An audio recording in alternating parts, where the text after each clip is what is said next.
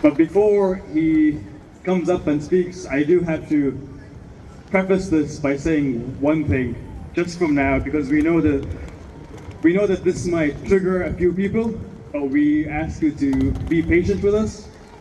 Our next speaker is a South African Jew who ended up serving within the IOF. Now he has left that life behind. He has realized the mistakes. He understands the occupation, and he has renounced Zionism for what it is.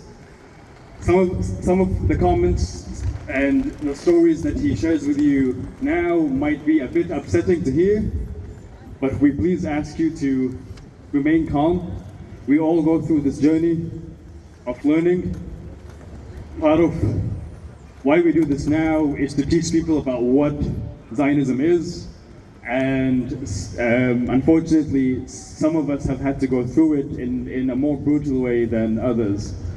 So please, we just ask you to be patient and be a bit kind to the speaker. It is a bit nerve-wracking for him as well to be in front of such a crowd.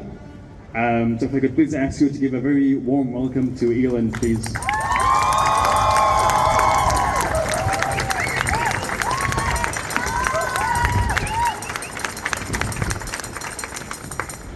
Kia ora, assalamu alaikum. This morning, like every morning since October the 7th, I woke up and reached for my phone to look for news of a ceasefire. And every day, I'm heartbroken and disgusted that this tragedy, this travesty, this live stream catastrophe isn't over. Shame! I am part of a growing global community of non-Zionist Jews who refuse to accept that this terror is being committed in our name.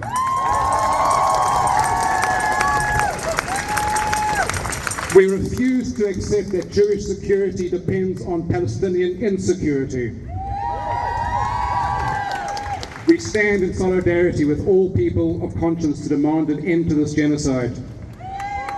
We recognize that 75 years of occupation, dispossession, and destruction of Palestinian lives is at the heart of this conflict. 30 years ago, I was a soldier in the Israeli occupation force. I witnessed daily acts of cruelty against people who were just trying to live their lives.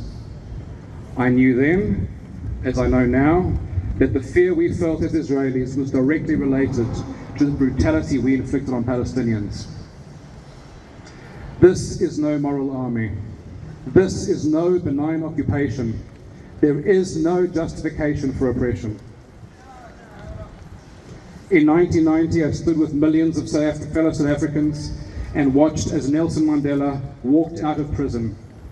After 27 years of incarceration and many more years of fighting against apartheid, he understood the destructive nature of oppression and hatred. He said, "The oppressor must be liberated just as surely as the oppressed.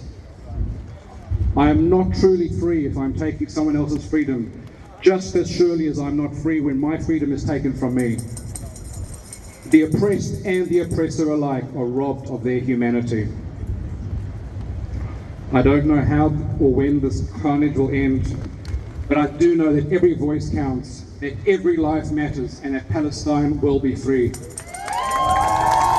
Free! Free! Palestine! Free! Free! Palestine! Kia ora.